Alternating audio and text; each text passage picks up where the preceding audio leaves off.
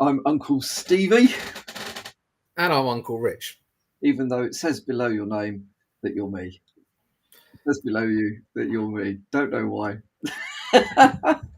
No idea. Never mind. It's not. That's Uncle Rich. You know him. He's the one with the shorter beard Absolutely. and more hair. So, Rich, do you want to take us through this session's question? Absolutely. And it's a doozy this time. So it reads as follows. Firstly, I'm so glad that this is anonymous. I'm a CISO across the pond in the States. I have a relatively high profile, a ton of followers on LinkedIn. I'm invited to speak at conferences and I've got a great job. However, I cannot shake this feeling that I don't know what I'm doing. I know people talk about imposter syndrome a lot in cybersecurity, and I don't think it's that. I genuinely think, no, I know that I'm not very good at my job. My knowledge is superficially deep, but my employer keeps me around because of my reasonably high profile. I'm far too into my career to start back at basics with certifications. Also, my employer isn't going to fund certs that somebody new to the industry would be doing. Not to mention that would give the game away. So what can I do? Where do I start? I'm just not good at this and no one has seemed to notice yet. I mean, that is absolutely an absolutely stonking question. It it raises more questions than, like, it kind of goes deeper than what's in the question itself. I think, in my mind, the starting point has got to be: I don't know anybody who's got an actually got to a C level that isn't delivering value within their organisation one way or another. I mean, yes, you do get some people that are, perhaps more traditionally competent in their roles than others, but in one way or another, it's very unusual to find yourself with in a C-level role if you're genuinely not delivering value to your organisation. Yeah, absolutely. I mean, I don't think this person would have got hired at a C level just on the basis of their social clout via LinkedIn, to be fair. No, I'd agree with that. It depends a lot. Some of this will depend on what it is that their organisation considers to be value. And that may not be traditional technical cyber. It may well be a whole load of other stuff. And by the time you get to C level, actually, the requirement to really get the technical details of stuff has gone away. I mean, if you're at C level and there's nobody below you that's actually doing these things, then maybe you'd have a problem. But that's highly unlikely in an organisation where this person, would work. I mean, we're guessing because we don't know an awful lot about what it is that they're expected to do, or what the organisation is. But my guess will be that their transferable skills are delivering enough in the way of value to justify keeping them on at that level. Yeah, I would say so. I mean, I saw an interesting post on LinkedIn today, and it talked about the sort of qualifications a lot of CISOs have.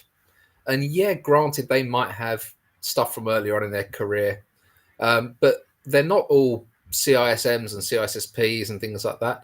You at that level, you see a smattering of things like MBAs and business certifications in general, in fact.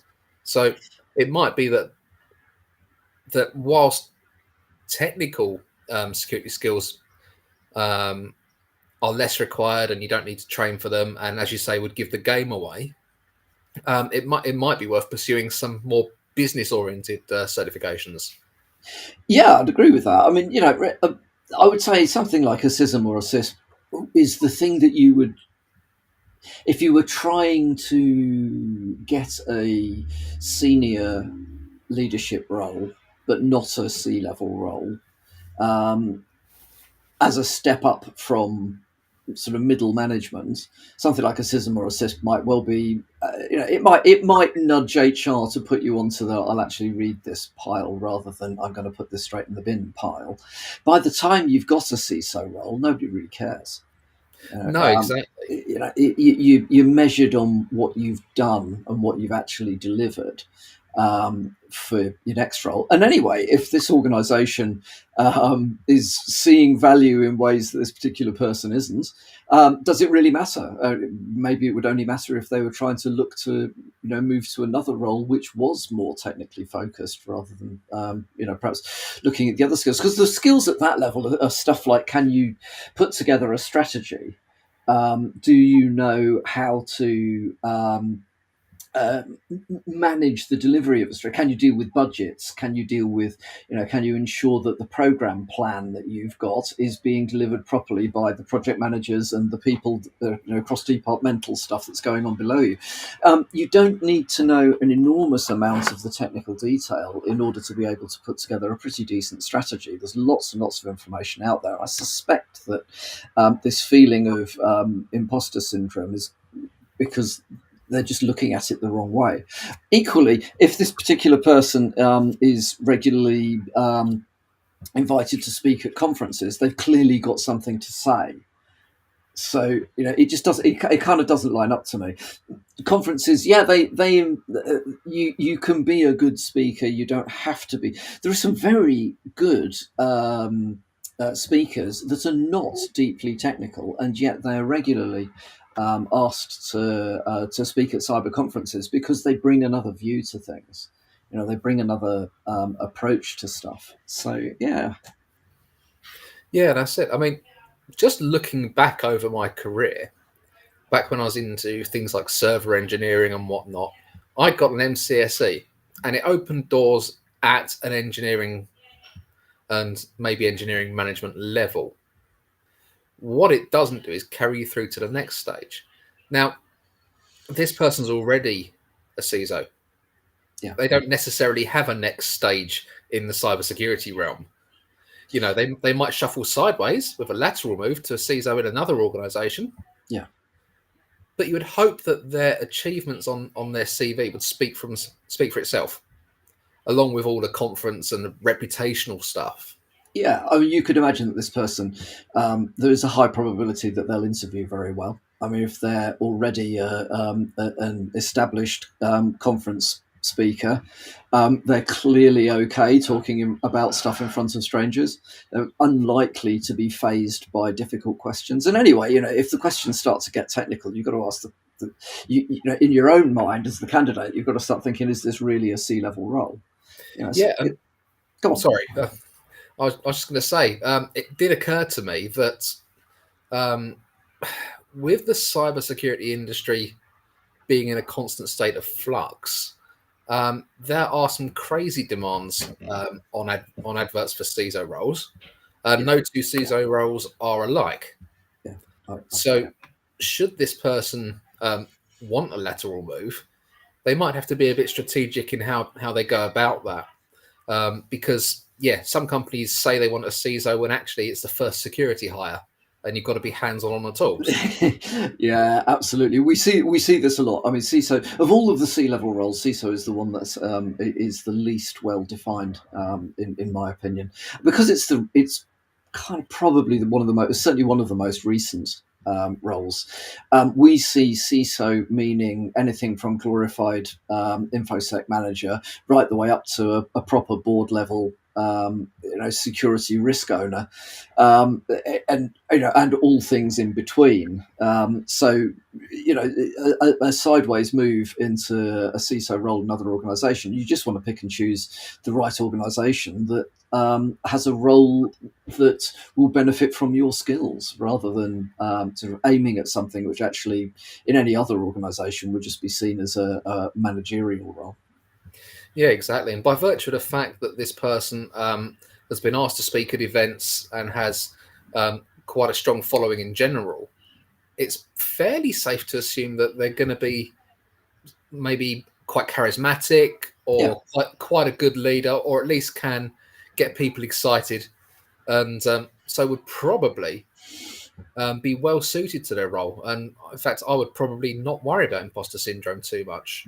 If I can get the results from the people that work underneath me that the company needs, then great, you know. Yeah, absolutely. I mean, one of the best skills you can pick up as you progress upwards in your career is the skill to identify people that can do stuff better than you can. You know, Yeah, I've pretty much made an entire. In fact, with Eliza, I've built a company based off getting people, getting people in the company that actually can do this stuff. I keep telling people that I'm not technical, but it doesn't stop them inviting me to engineering calls, which I very much enjoy. But but I don't. We don't have a team full of really good people because the guy that needs to know how to do it all is the guy at the top. It's very much the other way around. Very much the other way around. yeah, absolutely. I mean, one thing that this person could do is just make sure they're quite present without being overbearing, obviously. Yep. Usual caveats apply there, but be quite present in some of the lower level meetings and get a real feel for what's going on. Yeah. And they will pick up a lot of the stuff by osmosis if they feel they have any gaps in their knowledge. Oh, yeah, I very much agree with that. I mean, what you've got to be careful of is that your presence in those meetings doesn't mean that decisions are then deferred upwards to you. Yeah. So, I've fallen for that, fallen in that pitfall. That's very bad English, but you know what I'm trying to say. I've made that mistake a number of times earlier in my career. That just literally by being there, everybody else just shuts up. Which means that you then end up taking decisions which are not necessarily the best ones. Now, that isn't a good way to go forward. I suspect that this particular person doesn't do that, or they wouldn't have got to where they are. But actually being able to develop good teamwork in the people that report to you, or maybe you have a management team looking after the various different aspects of information security. Being able to get that team to function well as a team to the point where they can have those difficult conversations, but everybody knows that if there are lots of different opinions about things, we're going to thrash it out, we're going to come to a decision, and then we're all going to walk out of the room 100% behind that particular thing. Those sorts of skills, not a lot of people have those. You look at how dysfunctional most teams and most organizations are. If you have got this skill to be able to get a lot of very clever people together, get them all to disagree about things, come up with an answer and then stand behind it, knowing full well that even if you didn't win that argument, you might win the next argument, and the last thing you want is everybody else at your level undermining you the moment they set foot out of the room. So stuff like being able to, that ability to actually get stuff done is really valuable, and that's proper C-level stuff. How do you lead your team, not how do you do what your team does? Yeah, absolutely. Everybody's got their part to play. And I think it's more of a case of this person just needs to be comfortable and satisfied that what they're doing is enough. And let's be honest, if they weren't doing a good job or if they weren't wanted, they would find themselves presumably paid out of the business. Yeah, absolutely. It's if the business didn't see value, this person wouldn't still be in role. Yeah. Perhaps that would change in the future if they have a change of board, new CEO or whatever. Maybe that the new board would have a different set of values, and that wouldn't work. But I'd be really, really surprised if this particular person, with experience in role and with a presence in the industry, and as a not just a speaker at conferences, but a speaker who's invited to go and talk at conferences, there would be no particular difficulty with that lateral move. I'd be really surprised if that was difficult. It's a relatively small industry, but it's an industry that needs more people. So people who have seen to succeed, just in my experience, don't tend to have difficulty taking that from one organisation to another. In fact, there are some people that make a career out of doing you do about 2 years as a CISO, which is just long enough to do the opposite to whatever your predecessor did. So yeah, I'm going to outsource it all. Okay. Oh, it's all outsourced, right? Well, next person comes in, says, right, we need to insource it all. Takes about 2 years in both directions, and you can play that game of ping pong forever. Yep, absolutely. Right the way through to retirement. Yeah, yeah, totally. This is not a CISO playbook, by the way. Just putting that No, in. no, I would agree. Yeah, no, yes, this is not how you should do it. This is just how some people manage the politics of their career. Brilliant. So, Yeah, go on, Rich. Sorry, mate. just think. Sorry, I'll pull myself together and compose myself very, very shortly. Just thinking about things that can be done. Hmm. So, the person that posed this question did mention that they don't want to take certification, and they said their company wouldn't pay for it anyway. Things like that. If they really have an interest in getting not necessarily the certificate itself, but the training around that. There are so many free resources. Yeah. You know, that even on sites just like YouTube or whatever. You know, there are resources out there. There are articles. There's white papers. There's all the peer-reviewed scientific stuff as well. You know, you don't have to rely on official courses to get informed. I mean, I've heard there's an excellent daily cyber briefing. Yeah. Apparently, some bearded guy does one of those 8:30 in the mornings on this channel. But yeah, yes, you're quite right. And knowledge of cyber frameworks doesn't require certification, but it is one of those things that you can demonstrate. So if you look at your strategy and you look at your program of work, if you can align what you're doing with a cyber framework, like the recently refreshed NIST framework is my personal favorite because it is just so all encompassing. But it doesn't matter. You could be working to ISO 27000. Framework. You could be looking at COBIT. There's lots of different ways you could approach that. So at this sort of level, understanding those frameworks it could well be the thing that you'd want to talk about in the interview. You don't have to. NIST is a great example of this because the framework exists and basically deals with the alignment between risk and technology and alignment with business risk and the whole piece to pull it all together. If you then look deeper down through the documentation, you could get right down to and this is how you should configure it type documents. US government has put a lot of money into this stuff over the years. You don't have to know and this is how you would do it piece. What you do need to know at that level is how does the framework hang together and what are the components, and have that ability to do a gap analysis that says, well, okay, for my organization in this particular industry, I'm concerned that we're weak in, let's say, GRC. So yeah, it's all technically great, but we've got no policies around this, and we haven't got a standardized set of procedures, and there's a load of tribal knowledge. What I've got to do is then focus on get GRC. You don't want to be the person then that's writing the policies and the processes. What you want to do is then get people in who know what the policies and processes should look like and do that for you, but you're the one that's identified that's where the risk is. And if you can join the dots between that risk and the business risk, that is delivering an enormous amount of value outside of the technical and the cyber worlds, but delivering that value into the actual sort of revenue generating part of the business. Yeah, absolutely. And I would argue that a large part of most senior jobs is actually making things make sense. Yeah. And that doesn't require a certificate. No. Following logic, understanding best practices. You don't get to be a CISO overnight. You will have relevant experience through, no doubt, a long-standing career. So pull all that into play. Take best practices you've seen in other organizations, work out new ways of working that will improve things and drive efficiencies. And that doesn't necessarily mean cut costs, incidentally. But pulling all of this stuff together, and a C-level job strikes me as, obviously I'm not one, but it strikes me that it should be the culmination of your entire combined career history, plus anything else you have in your brain in general. And you should be putting that all together to make wise decisions, smart decisions, in order to steer the company in the right direction. Yeah. None of that requires a certificate.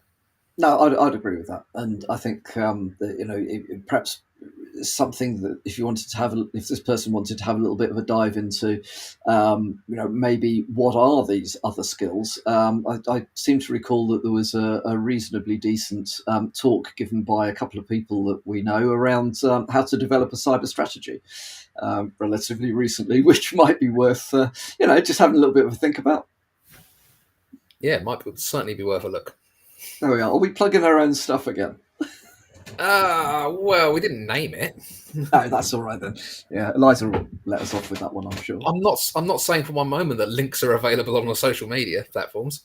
But links are available on. No, hang on.